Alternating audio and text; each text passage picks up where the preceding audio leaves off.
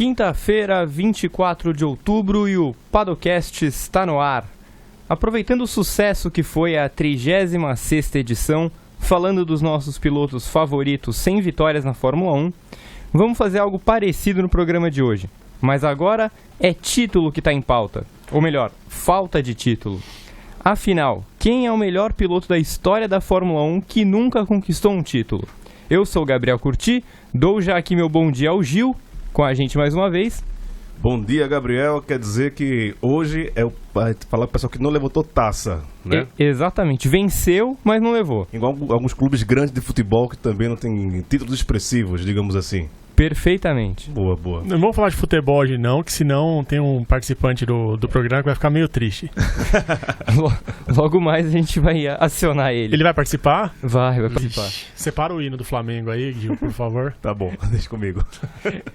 Bom dia, Berton, tudo bem? Bom dia, Gá, bom dia, Gil, bom dia a todo mundo que está curtindo mais uma edição do Paddockcast. Vou fazer mais uma lista bacana aqui hoje. Vambora.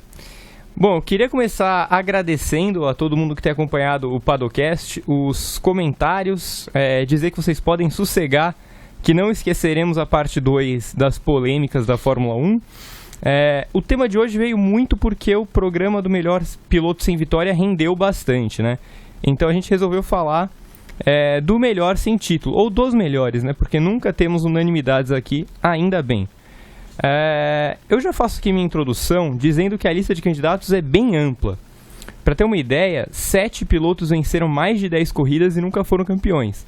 Outros 6 pilotos venceram mais de 7 provas e também estão na lista, também nunca levantaram um caneco. Eu estou bem curioso para saber os votos do pessoal. Eu admito que eu tenho entre 4 e 5 candidatos fortes aqui comigo, mas eu só vou falar no final.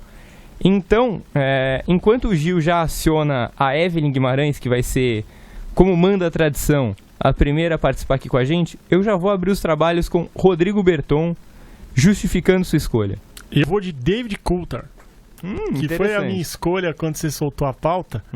A gente fez uma brincadeira para quem eu ia colocar na arte, e eu coloquei o nome do Coulthard e a gente até deu uma risada. Mas eu acho que o Coulthard foi um grande piloto, esteve em grandes carros. Ele andou na McLaren muito forte, foi companheiro do Mika Häkkinen, então eu acho que o Coulthard ele merecia ter um título, até por ser o piloto que foi, tem 13 vitórias, é o segundo na lista dos maiores vencedores sem títulos, correu de 94 até 2008, 247 inscrições, corridas, então o Coulthard é um baita nome e meu primeiro nome então é David Coulthard. Certo, então David Coulthard recebe seu primeiro voto e eu quero saber se Evelyn Guimarães está na escuta.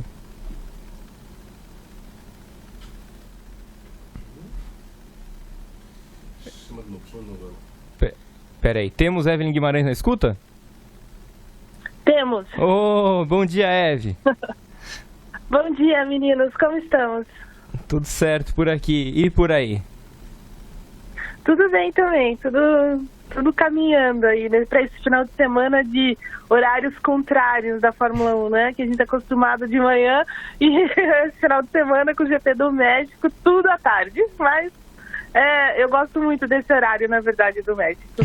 Agora a gente vai com esse horário até o GP do Brasil, praticamente, né, Evelyn?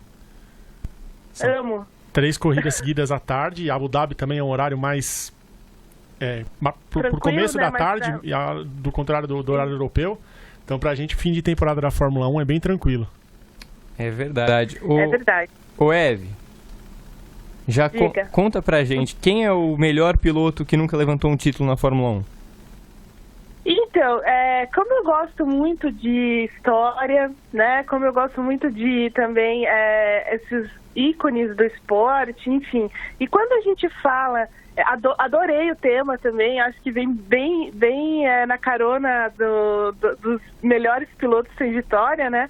Mas assim, é ainda mais contundente. Mas assim, quando a gente pensa na Fórmula 1, cara, o melhor piloto sem título na Fórmula 1 só tem um nome que vem o primeiro nome que vem à minha cabeça, que é de Sir Stirling Moss, né? Que foi o cara que foi contemporâneo do Juan Manuel Fangio, e talvez seja esse o grande problema que ele encontrou na época, ter um cara tão bom, tão rápido, que não errava, junto na mesma época, numa época em que a Fórmula 1 ainda estava iniciando, né, a sua vida lá na década de 50, em que os carros não eram nem um pouco seguros, né, eram carros muito rápidos para a época, mas nada seguro, tinham aqueles volantes enormes, corriam em pistas magníficas, mas também sem nenhuma segurança, então era uma época bem complicada, mas assim, tinham corridas muito clássicas, enfim, ganhou um ar de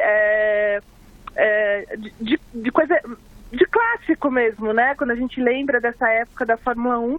E assim, o primeiro nome que me vem à cabeça é o dele, que é um cara que foi 4 vezes vice-campeão na Fórmula 1, teve 16 vitórias durante a trajetória dele.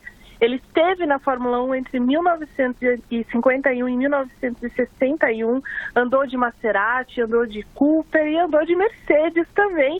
E nesse tempo virou um dos grandes rivais do Fangio, né? Mas na verdade os dois nem eram tão rivais assim, nem era aquela coisa de não conseguir se olhar, nem nada disso. Havia, né, um cavalheirismo e tudo mais entre eles. Mas eu lembro, assim, de ter lido algumas coisas sobre ele, em que ele fala que ele andava muito perto do Fangio o tempo inteiro, em quase todas as corridas, e os caras perguntavam, cara, você não tem medo de andar tão perto dele? Ele falou, não, mas por que não? Porque ele não erra. Então, assim, tipo, tinha uma coisa dessas nessa época, né? Então, acho que o nome do Moss acaba vindo na cabeça por causa disso, porque era uma época tão difícil, uma época em que a Fórmula 1 estava começando ainda, tinha todas essas questões com segurança, com carro, desenvolvimento e tudo mais. Esse ar clássico, né, porque eles corriam também dessa forma, quase um heroísmo, né, dentro desse cenário.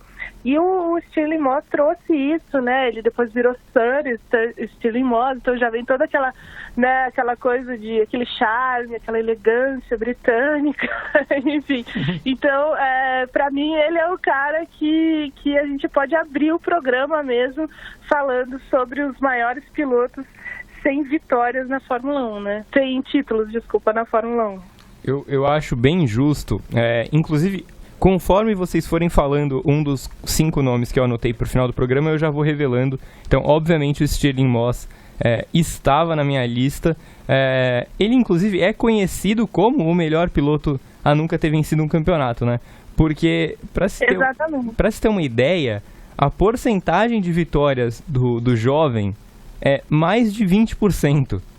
Sim, o cara correu 67 vezes e ganhou 16. É uma marca muito boa. O problema é que o Fangio tem um percentual de vitórias ainda melhor, né? E por isso... E ela é quase imbatível também em alguns momentos, né? Foi quase imbatível em alguns momentos da carreira. Desculpa, pode continuar. Não, pode falar. Pode continuar. Então, e aí eu ia chegar nessa questão das vitórias, e aí você vê o quanto o Fangio foi, assim, magnífico também na época dele, né, de ter vários períodos em que ele se colocou mesmo como imbatível, ele não errava, não se envolvia em acidentes, ele inventou também essa questão da parada de estratégia, né, muito ainda no início, né, não como a gente vê hoje, com todos os cálculos e tudo mais, mas assim, já era uma coisa que estava começando, um pioneirismo ali, né, de pensar em parar, em voltar, no undercut do adversário, enfim, eles já pensavam nisso naquela época, e o Fangio já tinha essa leitura da corrida naquela época, e inclusive eu li algumas entrevistas do Moss falando que ele aprendeu muito, né, com o Fangio, numa época em que eles até corriam em equipes,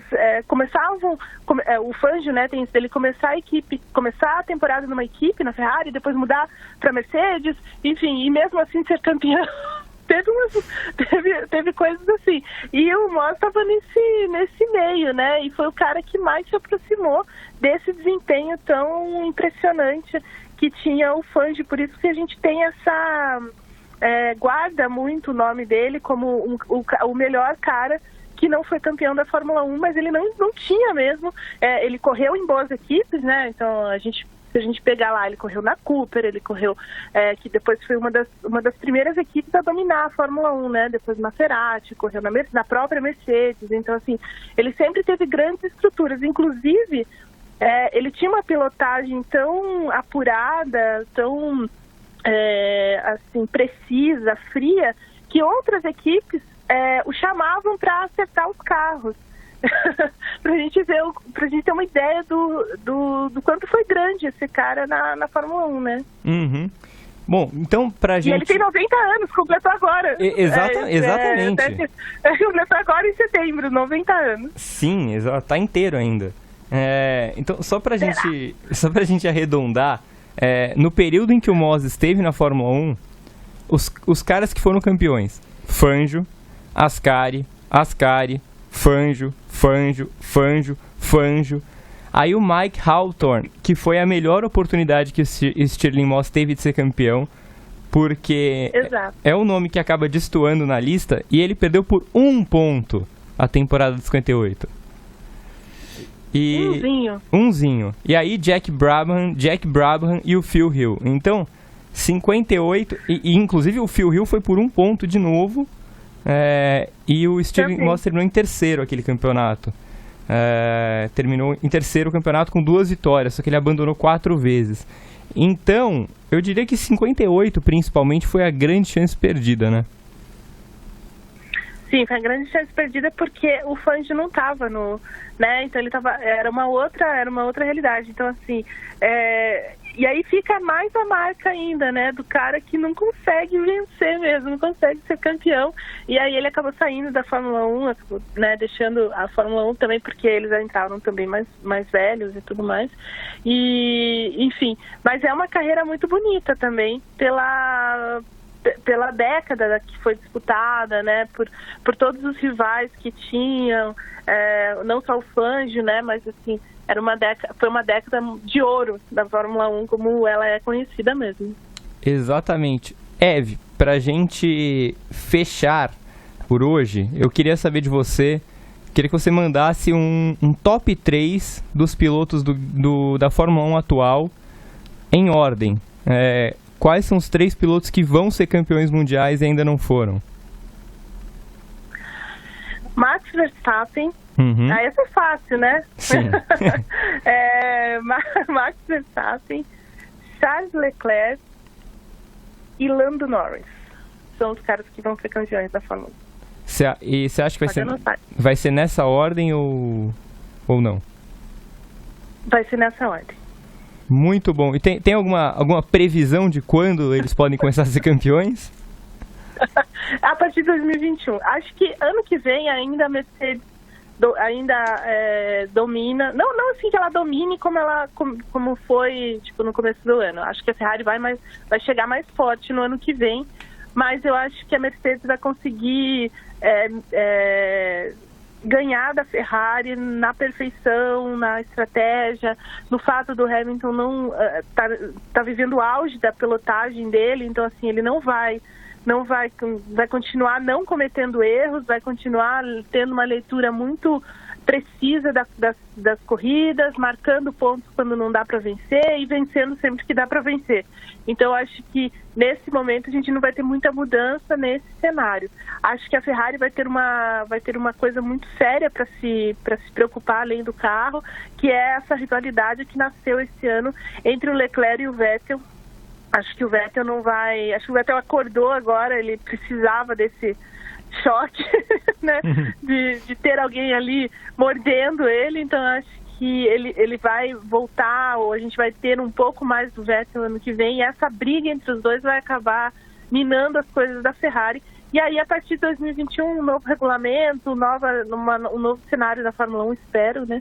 E aí a gente tem a Red Bull entrando na briga. Acho que se o Verstappen tiver um carro mais forte do que ele tem hoje, ele destoa um pouco também ele pode se destacar nesse momento, porque ele é muito mais agressivo, por exemplo, do que o Vettel, ou até mesmo, assim, o Leclerc é agressivo e tudo mais, a gente já viu algumas coisas dele, mas eu acho que tendo um bom carro, o Verstappen acaba sendo um pouco melhor.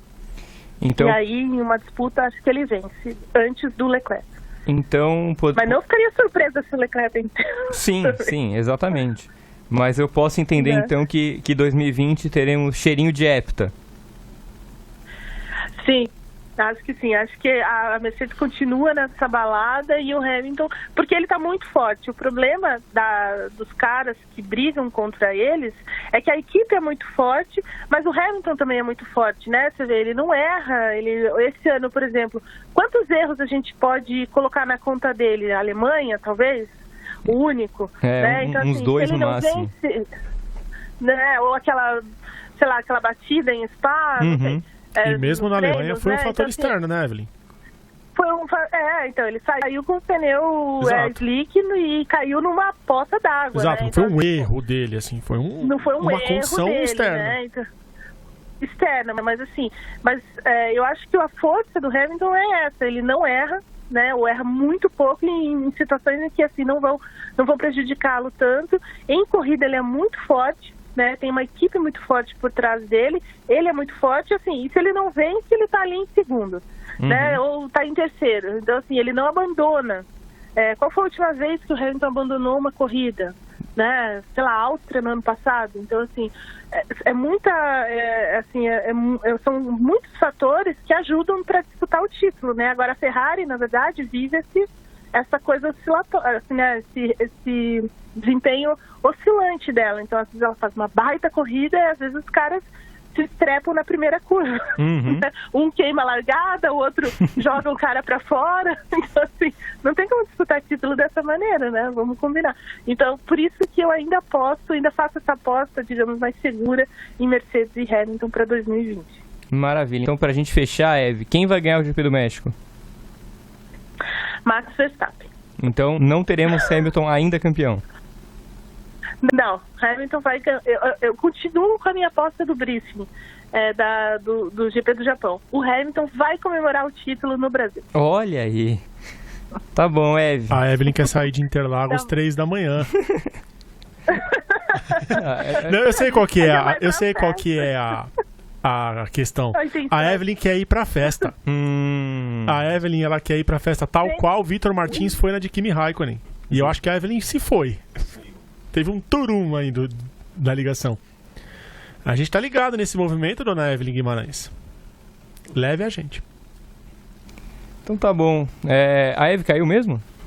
Tá bom. Então, um beijo para a Evelyn Guimarães. Na semana que vem estará de volta, muito provavelmente. Então agora, enquanto o Gil vai acionar o nosso Fernandão Silva, o homem mais sorridente do Brasil, eu quero saber de Rodrigo Berton, então. Quem vai ganhar o GP do México? Só vou fazer uma previsão que eu sei qual será o voto de Fernando Silva. Que se você lembrar do antigo e-mail de Fernando Silva, você já deve saber qual é o voto dele. Exato. Perfeitamente. Quem vai ganhar o GP do México? Albon. Albon? E o Hamilton vai ser campeão? Não. E onde ele vai ser campeão? Nos Estados Unidos. Tá ótimo. Então, bom dia para Fernando Silva. Salve, salve. Bom dia, Gá. Bom dia, Berton. Bom dia, Gil. Bom dia a todos os amigos e amigas do Grande Prêmio. Saudações rubro-negras hoje, né? Que hoje merecem, né? E um salve a todos vocês. Saudações. Aí. Foi um prazer participar desse programa maravilhoso. Prazer o nosso, Fernandão. Tudo em ordem por aí? Tudo na paz. Sumaré começou o dia bonito, agora fechou um pouquinho o tempo, tá meio nublado, mas aqui sempre na paz, sempre sucesso, né? Estamos aí junto aí. Então, Fernandão, nos surpreenda. Qual que é o melhor piloto sem título na Fórmula 1? Cara, eu acho que, não sei se vai ser uma surpresa, mas eu estava estudando alguns nomes e o que mais me chamou a atenção, até pela forma como ele quase foi campeão do mundo, ficou muito perto, Não é o Felipe Massa a quem me refiro, mas eu me refiro ao Carlos Reutemann. Excelente. Argentino. Me hoje ele é surpreendeu. político, né? Hoje é senador da República na Argentina, tudo. E ele é um piloto que teve uma trajetória bem legal na Fórmula 1, uma trajetória de 12 vitórias, passou por Ferrari, correu pela Williams, e por muito pouco, por exatamente um ponto, ele não foi campeão mundial em 1981. Para mim é um desses pilotos que merecia, pelo menos, terminar a sua carreira na Fórmula 1 com um título. Eu já, então, mantendo o que eu falei no começo do programa, já digo aqui que o Reutemann estava na minha lista, então 2 dos 5 que eu tinha anotado já foram citados. Fernandão, fala um pouco mais do Reutemann, para quem não conhece ele, e como foram, digamos, as perdas do título do argentino. O Reutemann é um piloto, foi um piloto assim, com uma trajetória bem longa na Fórmula 1. Na verdade, o padrão do que era na época, foram 10 temporadas, entre 72 e 82. Teve uma carreira muito honesta, né? Muito digna. Chegou a lutar até pelo título em 75, quando ele corria na Brabham ainda.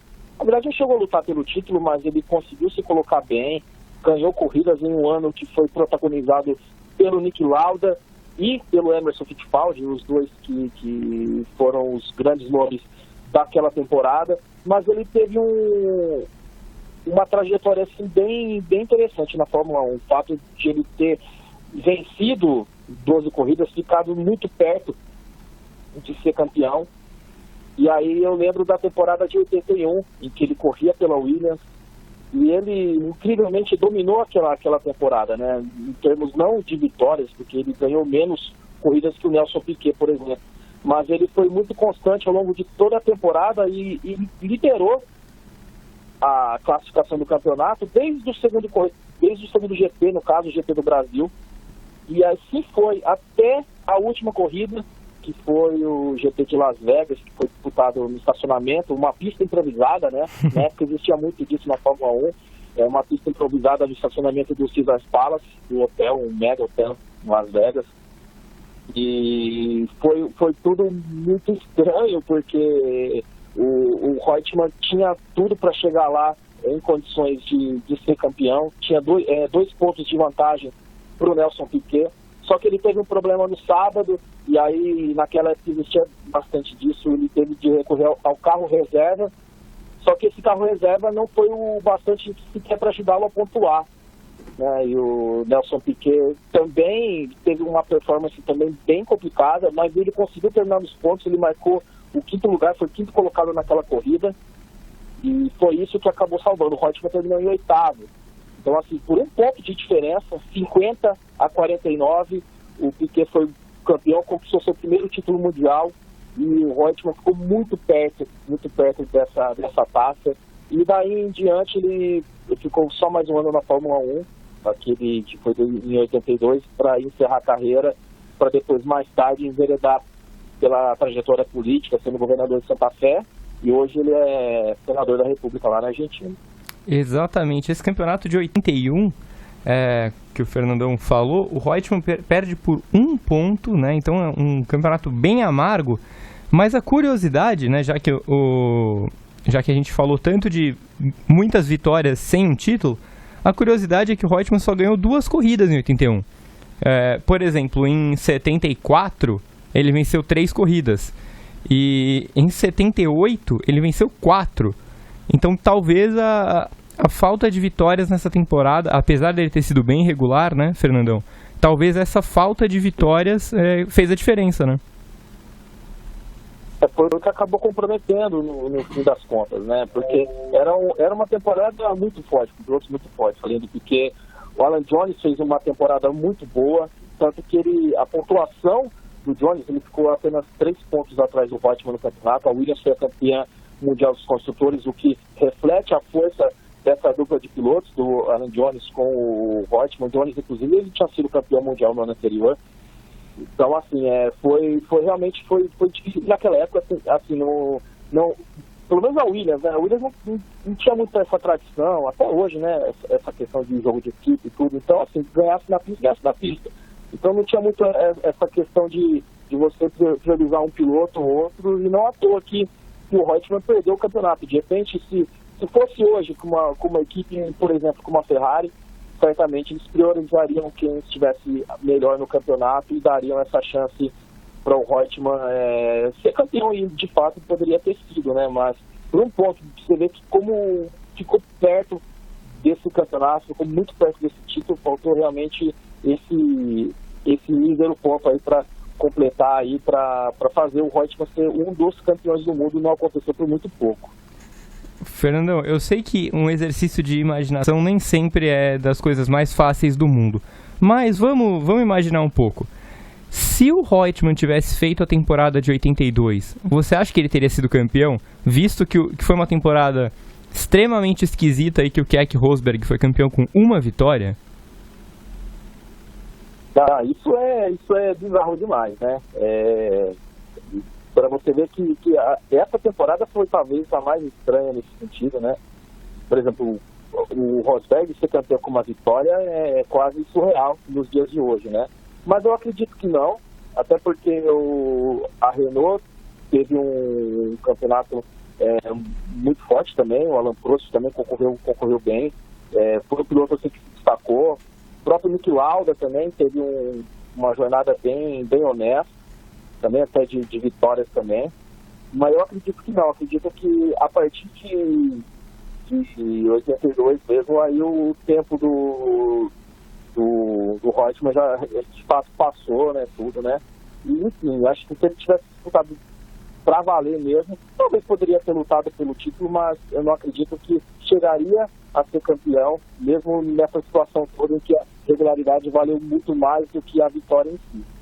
Pois é, porque foi um ano, eu acho que a gente falou dessa temporada em todos os programas aqui até agora, porque foi o ano que teve o John Watson brigando com a McLaren lá na frente, o Prost com a Renault, como o Fernando lembrou, e teve, além do Rosberg sendo campeão por um ponto, foi o ano da guerra interna da Ferrari, né, que a gente relembrou aqui outro dia, do Didier Pironi e do Gilles Villeneuve, e ambos não terminaram a temporada, né, não passaram nem perto de terminar a temporada, e o Pironi ainda foi vice-campeão. Como o Keck Rosberg era companheiro do Reutemann no começo da temporada, eu acho que ele deixa essa margem pra gente imaginar o que poderia ter sido, né? Acho que de repente, analisando a pontuação e como foi a performance na época, o Pironi, talvez sim, ele não teria uma chance bem real de ser campeão. Por exemplo, ele não fez 4 corridas, né, em 82, e ele terminou apenas 5 pontos atrás do Rosberg. Então, de fato, acho que seria o grande nome, seria o grande campeão daquela temporada, sim. Exatamente. Se fosse normal nos dias de hoje, por exemplo. O que chama atenção nessa temporada de 82 é o alto número de abandonos, né? Se você olhar o gráfico, a tabela de todas as corridas, das colocações dos pilotos, você vê um monte de retired. O tanto de abandono que teve nessa temporada, talvez ela tenha colaborado com essa bizarrice que foi a temporada. Sim. Porque você vê pilotos que venceram mais que o Rosberg. Por exemplo, o Prost venceu mais que o Rosberg, o John Watson venceu mais que o Rosberg, o Pironi venceu mais que o Rosberg. Mas eles abandonaram tanto que o Rosberg teve 2 abandonos, uma desclassificação e um não resultado em San Marino. Então, ele conseguiu chegar ao título com essa vantagem em cima do Pironi. Pois é. O Fernandão. Opa. Manda, assim como a gente fez com a Eve, seu top 3 de pilotos da atualidade que vão ser campeões mundiais e ainda não foram. Os que vão ser os que eu gostaria que fossem ser. Cara, porque os que vão ser, eu vou mesmo pelo top 3 que ela fez aí. E nessa ordem também, Verstappen, não, acho que não é nessa ordem não. Acho que iria de Leclerc, Verstappen e Lando Norris. Mas a preferência minha é que eu gostaria muito que o Ricardo tivesse a chance de ser campeão do mundo. Eu acho muito difícil. A gente não sabe como vai ser de 2021 para frente com essa revolução da Fórmula 1. Gostaria muito que o Ricardo fosse campeão. E nos tempos em que ele correu pela Red Bull, ele mostrou ter potencial para lutar pelo título mundial. E aí uma preferência minha, você sabe, eu sou perista, eu gostaria muito de ver Pérez campeão, mas é claro que isso não vai acontecer. O senhor me decepcionou com o seu voto, quero deixar isso registrado, porque eu achei que o senhor votaria no que era o teu e-mail antigamente. Ah, Montoya é espetacular, né? Eu achei que o senhor votaria em Juan Pablo Montoya. Deve ser o voto de outro integrante daqui a pouco. Talvez. Se não for, falaremos sobre Montoya. Sim. Grande beijo, Fernando. Eu gosto muito do Montoya. Eu gosto muito do Montoya. É que assim, o Montoya eu vejo um pouco como o Gilles Villeneuve, não querendo comparar, mas um pouco na mesma linha. Pilotos assim espetaculares, pilotos assim com uma performance marcante na pista, mas que não tinham essa consistência toda a ponto de repente lutar até o fim por um título mundial, por exemplo. Mas são pilotos que são ícones, né, icônicos, e eu gosto bastante também. Ô, Fernandão, eu também adoro Montoya, só para deixar registrado, mas eu queria que você depositasse aqui o seu voto pro final de semana. Quem vai ganhar o GP do México? Olha, vai a previsão de chuva esse fim de semana todo. Minha aposta, vou usar na minha aposta. Tá bom, se eu tivesse, sei lá, 100 conto aqui pra apostar, eu apostaria no Verstappen. Verstappen, Albon e Carlos Sainz. Opa! Teremos a McLaren no pódio. Seria legal demais, né? Seria show. Então isso quer dizer que o Hamilton não vai sacramentar o título. E quando ele vai ser campeão? Gostaria muito que ele fosse campeão também no Brasil, mas ele leva a taça no Circuito das Américas na próxima semana. Maravilha, Fernandão. Obrigado, viu? É isso, cara. A gente está aqui à disposição. Parabéns pelo programa, sempre maravilhoso, incrível, e estamos aí na escuta sempre aí. Tamo junto. Valeu demais a todos aí. Boa sequência de programa a todos. Eu que agradeço, Fernandão. Saudações para o meu querido amigo Fernando Silva. Então, o próximo da lista aqui, pelas minhas anotações, é Vitor Fázio. Vixe, vamos com calma com o Fázio. Hoje o menino não tá bem. O menino tá com a cabeça um pouco inchada hoje. Tomou 5 cocos na cabeça ontem. Vamos com calma com o menino. Então, enquanto o Gil faz contato com ele, eu espero que ele apareça. Eu queria saber do Berton, o que você acha de Juan Pablo Montoya? Montoya é um grande piloto, talvez o piloto mais próximo de conseguir a tríplice coroa hoje. Talvez para ele vencer as 24 horas de Le Mans seja muito mais fácil do que o Alonso vencer as 500 milhas de Indianápolis. O Montoya teve um grande desempenho na Fórmula 1 na última fase áurea da Williams, quando ele chegou perto do título, muitas vitórias, desempenho muito bom. Aí foi para a fase da McLaren, não foi tão boa, teve o episódio da lâmpada que queimou o pé. Sim, e ele tomou 2 bandeiras pretas, então, ele estava numa fase mais já fim de feira. Ele já estava meio querendo voltar e dar um rolê de NASCAR para não cuidar do peso tanto.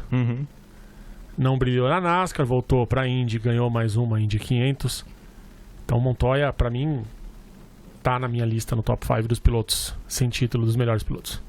Perfeitamente. Então eu queria dar bom dia para Vitor Fázio, saber se ele está na escuta. Bom dia, Gabriel. Bom dia, Berton. Bom dia, Gil. Tudo bem com vocês? Tudo bem com a gente. Eu não vou nem perguntar se está tudo bem com você, em respeito.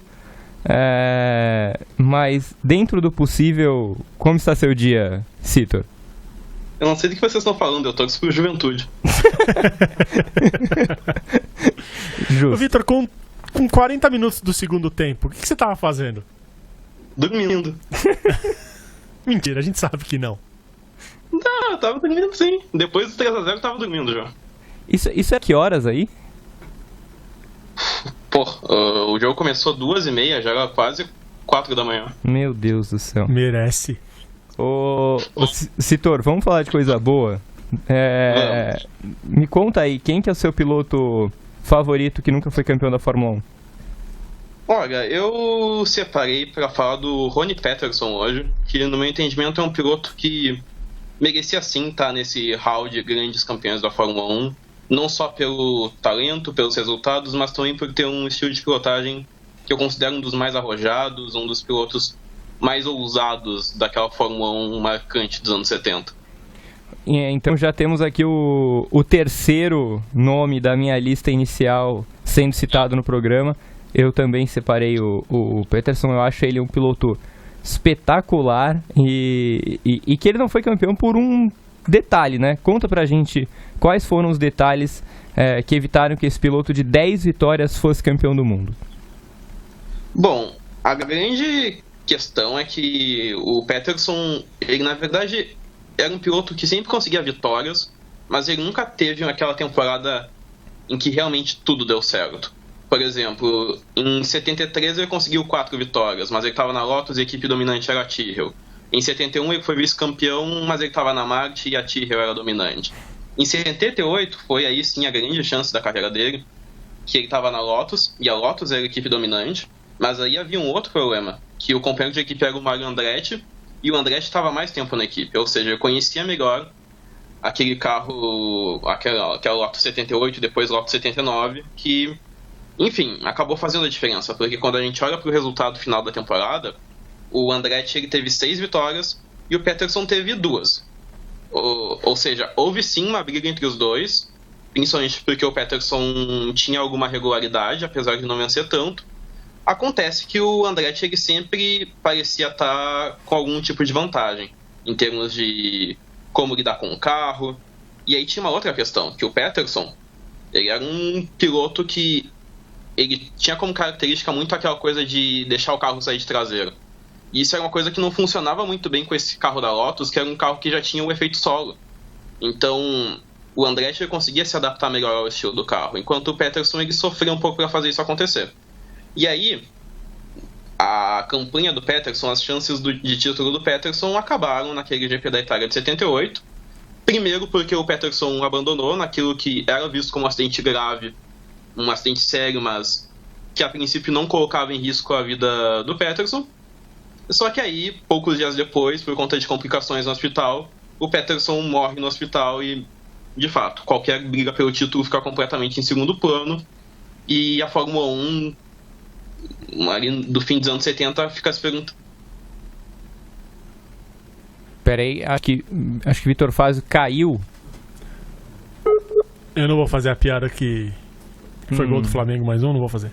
Não faça. Então, enquanto a gente tenta reconectar com o Vitor Fazio, é incrível como mais uma vez ele trouxe uma temporada trágica.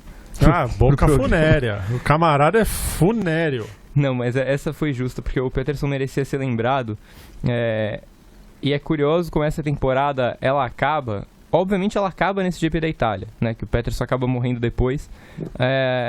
Porque você olha para as últimas 2 corridas, por mais que ele ainda tivesse chances de título, o Mario Andretti não fez absolutamente nada. Pois é. Ele abandonou nos Estados Unidos e foi 10º no Canadá, não pontuou, né? Naquela época eram só os 6 primeiros. O Vitor, você voltou aí a escutar a gente? Sim. Então, complemente aí seu comentário. Não, bom, eu não sei exatamente em que ponto eu caí, mas o comentário que eu fiz no fim é que o Peterson ele era um piloto que com mais tempo nessa Lotus, ou talvez mais tempo em outra equipe de ponta, se fosse necessário, ele tinha sim condições de seguir brigando pelo título. Ele é um piloto que morre com 34 anos, o que nos anos 70 não era tão velho assim. Ele poderia tranquilamente ter passado mais 5 anos na Fórmula 1, e um piloto do prestígio dele, ele certamente teria 5 chances de acumular vitórias e quem sabe conseguir esse título que, no meu entendimento, seria bem merecido. Justo, eu também acho. Peraí que eu... Eu tô me escutando aqui. É com o Vitor. Tá dando retorno do Vitor. Citor Lázio, incrível. Incrível, camarada, como não sabe usar um fone de ouvido, Gá. Eu não tenho nada a ver com isso. Incrível. Ô Citor. Estou à escuta. Tá na escuta? Conta pra gente, então, quem são os 3 pilotos do grid atual da Fórmula 1 que vão ser campeões mundiais? E que ainda não foram, claro. Bom, sim. Eu não tenho como escapar de Verstappen e Leclerc, que eu acho que a Evelyn e o Fernandão já citaram. E aí o terceiro nome eu vou inventar um pouco e eu vou colocar George Russell, que é uma coisa meio distante, é um piloto que a gente ainda precisa ver amadurecer, precisa ver se ele de fato vai ter uma chance na Mercedes, mas eu acredito que se o Hamilton de fato passar o bastão para ele parece ter competência suficiente para de fato ser campeão. É um bom voto, é o cara que tá na linha sucessória da Mercedes, né? Então, ele é um candidato mesmo a vencer um título mundial nos próximos, sei lá, 5, 7 anos. Não dá pra saber até quando o Hamilton vai aguentar, né? Sim, exato. A gente sabe que o Hamilton ainda é um piloto muito forte, evidente, mas a idade sempre pesa. Vai chegar um momento em que o Hamilton vai ter uma parte mais decadente da carreira, digamos assim, e aí é inevitável que pilotos como Verstappen e Leclerc de fato estejam em vantagem, como a gente já começa a ver esse ano, de certa forma. E, enfim, isso que a gente está começando a ver esse ano de Verstappen e Leclerc, a nova geração crescendo, isso aí é um processo que agora não para mais. Vai se intensificar ano que vem, nos próximos, e, enfim, é a passagem de uma geração para outra. Quando você acha que vem o primeiro título desse trio? Se eu tivesse que apostar, eu acho que em 2021, sendo um pouco ousado. Logo na mudança do regulamento, então, né? Isso. Duas coisas, então, pra gente fechar. A primeira é que depois do programa dos 100 vitória, eu lembrei que a gente acabou não citando o Stefan Johansson, o que indica uma verdadeira zica sueca, né? Porque a Suécia não é uma potência da Fórmula 1, mas teve um dos melhores pilotos sem vitória e um dos melhores pilotos sem título. Então aqui nosso parabéns para a Suécia pelo título de país zicado. E Citor, manda pra gente seu palpite do GP do México. Quem que ganha? Eu vou apostar em dobradinha da Red Bull, Verstappen em primeiro, Albon em segundo, e em terceiro vai dar Sebastian Vettel. Então não teremos o Hamilton campeão ainda? Hamilton em quarto, vai.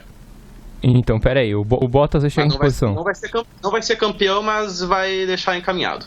Tá bom, então ele ganha nos Estados Unidos? Acredito que sim. Beleza. Obrigado, viu, Vitão? Eu que agradeço. Bom programa pra vocês e até a próxima. Tchau. Tchau. Isso é insert do Paddock GP agora? Exato. Ô, Berton. Diga lá. Além do Coulthard, quem você destacaria aí como seu favorito sem título? Vamos pachecar. Sem vitória. Vamos pachecar um pouquinho? Vamos. Felipe Massa. Antes de você falar sobre o Massa, só pra informar que o Gil vai acionar o Pedro Henrique Marum. O Pedro tá feliz, né? Não sei, cara, porque ele não é flamenguista e mora no Rio, né? Não deve estar sendo fácil. Não, mas a esposa é. Mas o ambiente todo ali deve estar crítico pra ele. Mas enfim, fale sobre Felipe Massa. Não, o Felipe que teve a grande chance de um brasileiro voltar a ter um título da Fórmula 1 em 2008. A gente já falou muito aqui no Paddockcast sobre isso. Deixou escapar também por um ponto. Hamilton foi campeão naquela fatídica última volta em Interlagos. Timo Glock e campeão por alguns segundos. Titônio gritando no box para depois ter aquele balde de água fria da chuva de Interlagos. O Massa ele teve um 2008 talvez o ano mais forte da carreira, mas também com muitos erros fortes, assim, né? Ele abandonou as duas primeiras corridas, teve aquele problema do motor na Hungria e aquele GP da Inglaterra, onde ele rodou mais que peão na casa própria. E teve o GP de Singapura, né? Pois o GP de Singapura... Da Mangueira. Esse aí eu não cito, porque o GP de Singapura eu falo assim, os dois abandonos no começo da temporada, o motor, o erro dele na Inglaterra, são coisas dele. Singapura é um fator externo. Pra mim, Singapura tinha que ter sido cancelada aquele ano. Eu concordo. Porque foi uma corrida manipulada. O Nelsinho bateu de propósito pro Alonso ser favorecido e ganhar a corrida. Então eu acho que aquela corrida é uma mancha na Fórmula 1 e ela tinha que ter sido cancelada. Então eu não boto essa na culpa do Massa ou da Ferrari, porque ele errou na saída do box carregando a mangueira, porque ele não teria parado se o Nelsinho não tivesse batido. Ele não teria parado naquela hora. Ele teria parado um pouco mais pra frente, seguindo a estratégia da corrida.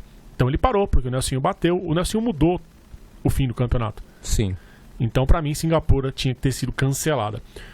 Então, o Massa, talvez como o sucessor do Schumacher antes do Alonso, e não teve o êxito que eles queriam. Na verdade, ninguém teve. Ninguém teve. Então, o Massa foi o mais perto que chegou de ganhar um título depois do Kimi Raikkonen. Você acha o GP do Brasil de 2008 a melhor corrida de todos os tempos? Eu acho com maior cenário de mudanças dos últimos tempos, sim. Eu acho a mais espetacular de todas. Eu assisto essa corrida toda vez que ela tá passando em algum lugar, eu paro pra assistir. Não, o desempenho, o Massa fez o que ele precisava fazer, né? Assim, em todas as circunstâncias de pista, a pista tava seca, ele andou forte, a pista molhou, ele andou forte, e ele só tinha uma opção, que era vencer. Ele foi lá e cravou a vitória, e até ele mesmo sai bastante orgulhoso do que ele fez, apesar do Hamilton ter conquistado o primeiro título dele. Sim. Queria saber se Pedro Henrique Marum está nos escutando. Tá na escuta, P? Estou na escuta. Vocês me escutam? Escutamos perfeitamente. Muito bom dia para você e queria saber como está o clima na cidade maravilhosa nessa manhã de quinta-feira. O Rio de Janeiro tá um sol, mas um sol gostoso, sem o maçarico ligado, e a cidade tá implodindo. Cara, pra você ter uma ideia, vindo pra cá eu encontrei 7 flamenguistas no metrô. Então eu imagino... eu vim contando também quantas camisas do Flamengo tinha no metrô. Imagina o que deve estar o Rio de Janeiro. Na verdade, o que deve estar não. O que vai ser o Rio de Janeiro até a final da Libertadores, pelo menos, né? Com certeza, com certeza. E a final no fim de semana do meu aniversário, fim de semana também de Fórmula E. Prevejo muita gente aparecendo com a camisa do Flamengo para os festejos. Ô P, manda aí pra gente o seu voto. Quem que é o melhor piloto que nunca foi campeão da Fórmula 1?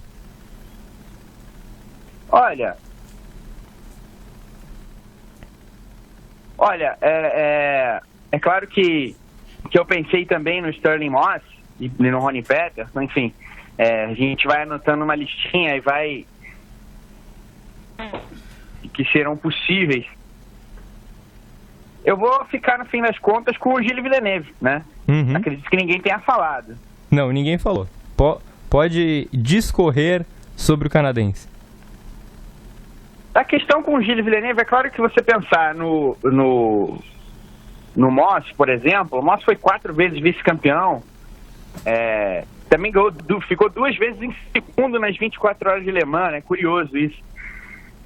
O Gilles, ele tem um campeonato em que ele passou realmente perto de ser campeão. Em 1979 ele terminou com o vice-campeonato atrás do Joe Deschet, ficou 4 pontos atrás, mas a questão com o Gilles sempre foi o quão espetacular ele podia ser. Companheiro de equipe de Ferrari, mas não importa, ele fica para a história como um cara completamente espetacular que podia promover brigas como aquela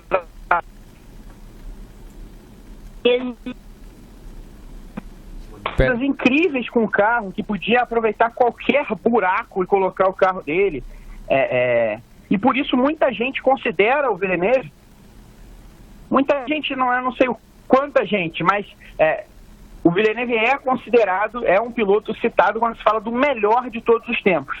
Esquece a coisa do não ser campeão, por ele ter sido tão espetacular quanto ele era. Claro que em 79 ele teve a grande chance, não aproveitou. Em 82 ele morreu num acidente muito feio na Bélgica, em Zolder.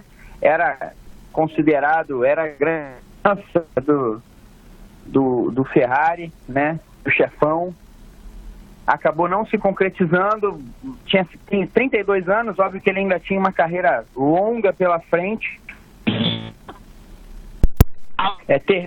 Você não consegue imaginar como é que um piloto sem título, com 6 vitórias em 67 participações, 13 pódios, só 2 poles, é citado na conversa de melhor da história. Mas porque ele era absolutamente espetacular. Eu ia dizer justamente isso, né? O Gilles, por incrível que pareça, ele só venceu 6 corridas na Fórmula 1. E é por isso que ele é um case tão especial, né? Porque ele realmente é citado por alguns como o melhor piloto de todos os tempos. E aí, obviamente, entre o melhor e o maior, há uma diferença gigante, né? Semântica. E por isso que mesmo ele nunca tendo sido campeão e com tão poucas vitórias, tão poucos pódios até, ele pode muito bem ser citado, né? Porque o cara, o que ele fazia na pista era uma coisa impressionante. E, de novo, a gente volta a falar da temporada trágica de 82, né? Pois é, uma temporada estranha, até para os padrões da Fórmula 1. É uma temporada de década de 50, já no meio dos anos 80. Ótima definição, realmente Perfeito. isso. O P... Só pra fechar, eu falei aqui da briga na França, me fugiu o ano, só queria confirmar, foi a briga com o René Arnoux no GP da França de 79, claro, aquela briga lendária pelo segundo lugar naquela corrida. Sim. Pra mim é a maior disputa de pista da história. Pra mim, os dois seriam presos hoje, mas pra mim é a maior disputa. É a do Villeneuve com o Arnoux e a do Massa com o Kubica no Japão, na chuva. Os 4 estariam presos até hoje, mas são as 2 maiores disputas de pista que eu vi. Justo. O P... Sim. Manda pra gente o seu top 3 de pilotos da atualidade que não foram ainda e vão ser campeões mundiais. Assim, todo mundo que vai falar disso vai citar o Verstappen e o Leclerc, lógico, porque são 2 caras com um enorme talento e com a faca e o queijo na mão, né? A gente não... potencialmente campeões na mão pelos próximos 10 anos e que em algum momento eles vão aproveitar. Tirando os 2, já é uma situação muito mais complicada, porque quem vai ter espaço? A gente sempre fala sobre a dificuldade de imaginar o Russell como piloto número 1 da Mercedes, porque a Mercedes quer o Verstappen. Eu vou ficar com o Sainz.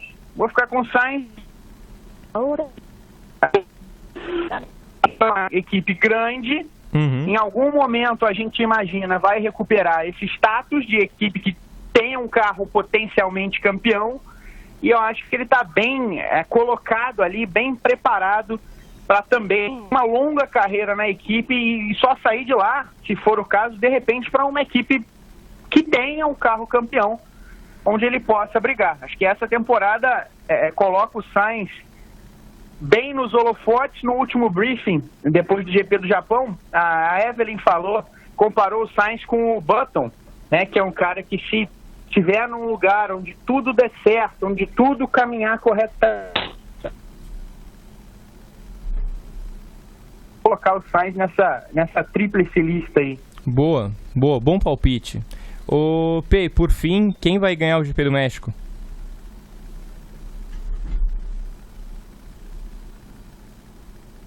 Espera que eu acho que Com pesar, informamos o triste passamento. Acho que ele caiu, então ficaremos... Não, tô aqui, Opa. Diga, quem vai ganhar o GP do México? Max Verstappen. Max Verstappen? E o Verstappen ganhou nos últimos 2 anos, né? Exato. Anda muito bem lá. Né, pra pista, pra Red Bull é uma maravilha. O Hamilton vai ser campeão? Nos Estados Unidos. Perfeitamente. Obrigado, viu, P? Obrigado a vocês. Até semana que vem. Então, estamos aí... Na verdade, tivemos uma unanimidade de que o título não será definido no México. Já deixo aqui meu palpite. Eu acho que o Verstappen vai ganhar a corrida também. E que o Hamilton não vai ser campeão ainda, porque... Apesar de tudo, o Bottas costuma fazer bons pontos em quase todas as corridas, mesmo sem aparecer, né? E a previsão para o México segue com chuva. Isso é bom. A informação que o Victor deu no Paddock GP da terça-feira segue com chuva até quinta que vem. Então, a gente pode ter um GP bastante animado. A pista do México é boa, então vai ser bem divertido. Pois é. Então, só para fazer menções honrosas dos pilotos que não foram citados e estão na lista dos maiores vencedores sem título, bom, Moss foi citado, Coulthard foi citado, o Reutemann foi citado, o Massa foi citado, Rubens Barrichello teve 11 vitórias na Fórmula 1, assim como o Massa, o Gerhard Berger, né, que ficou muito marcado aqui no Brasil por ser o escudeiro do Ayrton Senna, teve 10 vitórias, Marco Webber, olha ele aí de novo, teve 9 vitórias, pouca vitória, né, pro carro que ele tinha. Pois é, o Webber entra naquela lista que ele tava num foguete e não aproveitou. Uhum. Ele tomou a surra do Vettel ali, teve o grande carro da Fórmula 1 por muito tempo e não conseguiu capitalizar isso não. Exatamente. O Jack Ickx, que foi um dos pilotos que eu coloquei na minha lista, porque o Ickx também era um excelente piloto, também não foi campeão mundial. O René Arnoux, que a gente citou aqui da grande briga do GP da França de 79 com o Gilles Villeneuve. Juan Pablo Montoya, que era o último membro da minha lista, eu coloquei aqui porque, assim como Rodrigo Berton e Fernando Silva, eu também sou fã do Montoya. Você acha que ele consegue a tríplice antes do Alonso? Não, eu acho que ele consegue antes do Alonso. Não sei quando. Mas, cara, sim, ele precisa correr num carro vencedor em Le Mans, né? Na Indy não tem muito isso. Ele precisa correr na Toyota, em Le Mans. Exatamente. Nesse momento ele precisa correr na Toyota. De um convite da Toyota. É isso que separa ele da Tríplice Coroa. E por fim, o Daniel Ricciardo, que o Fernandão colocou como um piloto que ele gostaria de ver campeão do mundo.